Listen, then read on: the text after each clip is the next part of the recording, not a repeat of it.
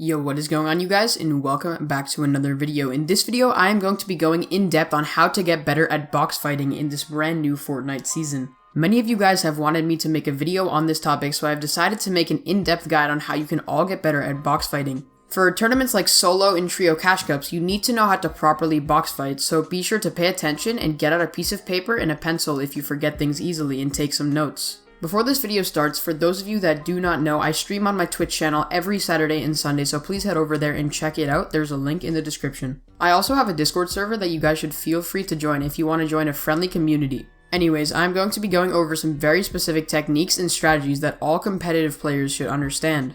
Be sure to stick around till the end of the video so that you guys do not miss any important information. And also, please consider using code SonataFN in the Fortnite item shop if you want to support me, #ad. And if you do stay until the end, feel free to leave a comment letting me know.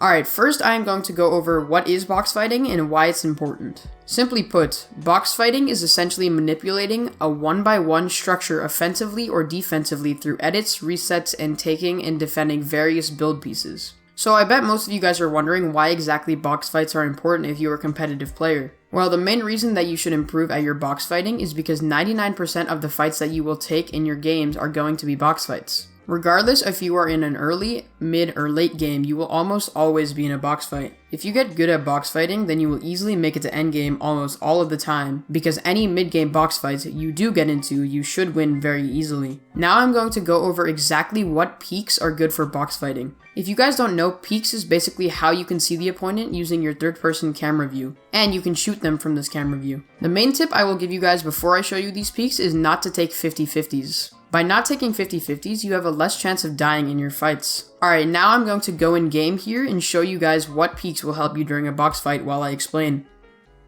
Alright, I am now here in creative. I'm going to be demonstrating some peaks to you guys, and before I quickly get into it, I would just like to let you guys know that I am playing on a pretty bad PC, so if it starts to lag, I'm sorry about that, and also you guys will be able to hear my keyboard and my mouse, and I'm sorry about that as well.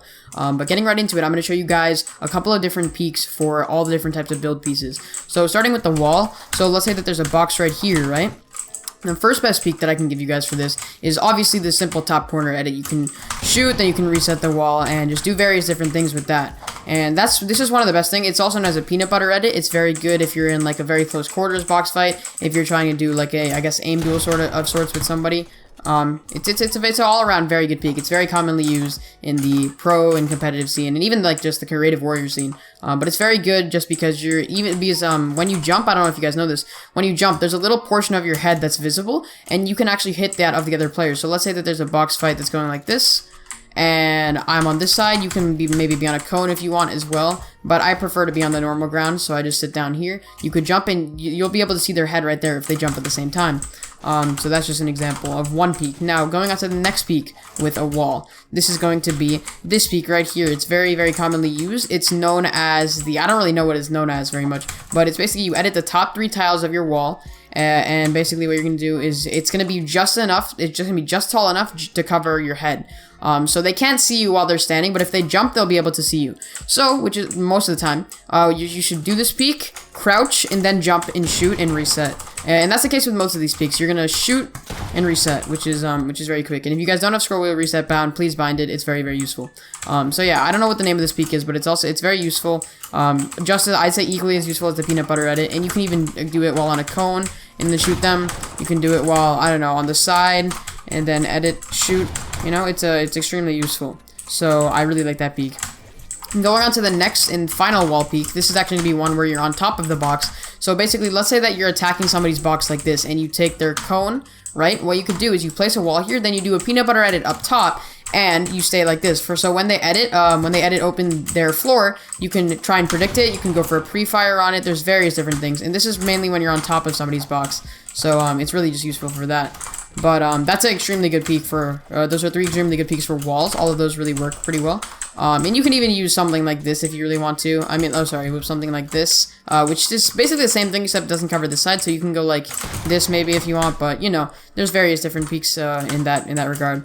But what I'm going to show you guys now is I'm going to show you guys some stair peaks. So right here, what I'm going to do is I'm going to place a stair in the box. There's only 2 that I'm going to show you right now. The first one I'm going to show you is, what's it called? Rather than doing the normal Mongrel Classic thing, which is where they might be phased into this and they can shoot you. They might be on this side, get the better shot on you.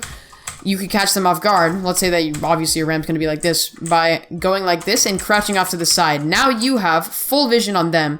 And if you want to make this even better, what you can try to do is you can try to do a wall peek like in the front, because then they're most likely in the back of the box. You'll have full vision on them and they can't even see you. And then if you have this wall, you can go for a peek like this, and you know, you can get piece control like, you know, in various different ways.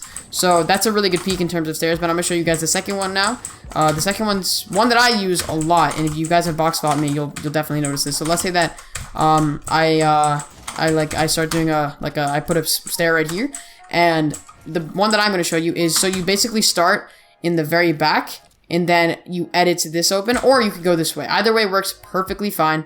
So what I would recommend that you do is you start, I'm going to reset this actually, you start at the very back, go around this way, and then go towards where your opponent is. So what you can do is while you're holding it, you can run up, and then if they're standing right here, their head will be right here, and you can get the little 200 pump on them. You can just, so like in full motion, I'll show you what it looks like. So you go like this, and you're up, boom, they're dead. So that's a really good peek for stairs.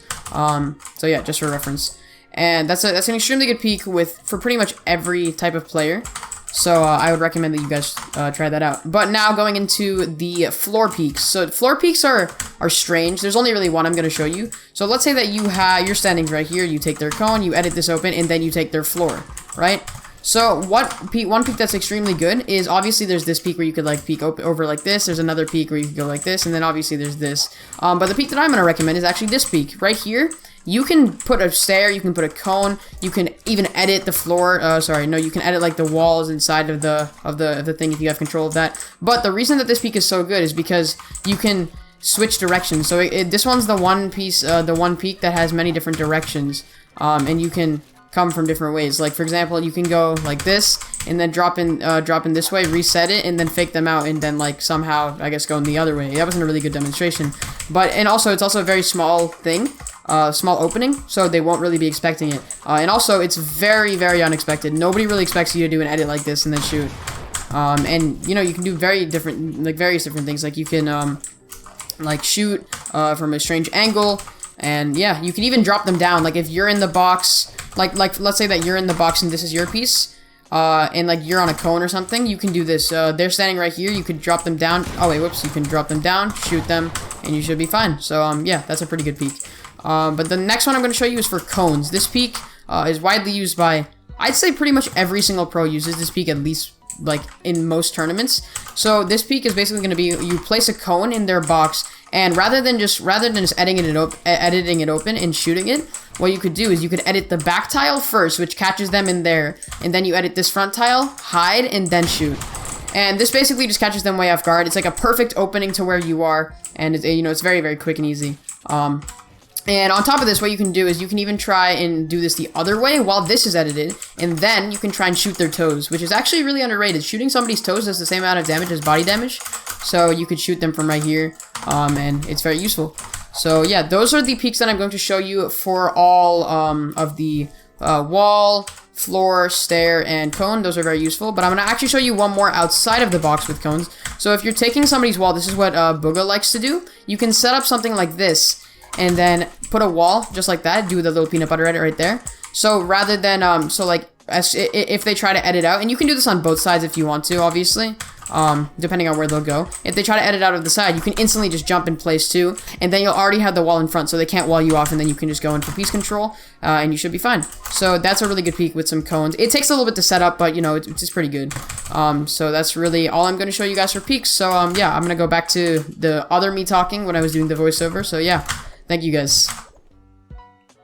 So as you guys just saw in my example, these peeks will help you stay protected and help you avoid taking 50-50s. Alright, now I'm going to go over how to properly aim in your box fights. So when you're in a box fight, aiming is one of the most important factors. Good aim can easily win a box fight all by itself. So most of the time you are aiming with either your shotgun or your SMG in a box fight. Starting out with your shotgun aim, the main tip I have for you guys is to be patient with your shotgun shots. So a lot of people when they're thrown into box fights will aim at their target and then flick off of their target and then die because they didn't hit the shot. So rather than shooting as soon as your shotgun can, you should try and chill and line up your crosshair to get a perfect headshot on your opponent. And with your SMG, you might need to try to aim train using Kovacs or some in-game aim trainer. The best recommendation I would give you guys is to do a little bit of aim duels. Basically what you can do is you can drop into an aim 1v1 and then just aim duel for a little bit. If you want to try and get better aim, check out my aim duel video in the top right corner. Alright, now lastly, I'm going to go over how to properly practice your box fights. So in creative, you can go in and do clicks box fights, or you can do realistic mid-game 1v1s. However, my recommendation for how to practice box fights is to go and play some solo arena, which will not only help your box fights, it will also help you get used to a real tournament setting. You need to be able to loot and to farm and actually box fight with realistic loot and mats, which is something that box fights and realistics cannot do as well as real games. Alright guys, that is the video on how to get good at box fighting in this new season. If you guys did find it helpful, please consider dropping a like and subscribing to the channel for more educational Fortnite content. I'd like to remind you guys to use code SONATAFN in the Fortnite item shop if you guys would like to support me, #ad. And if you guys are interested in checking out my Twitch, my Twitter, or my Discord server, there's a link in the description for all three of those things. If you guys like this type of content, be sure to leave a comment letting me know that it helped you out. But that's about it for this video guys. Be sure to like and subscribe to the channel, and I will see you all in the next video. Bye guys.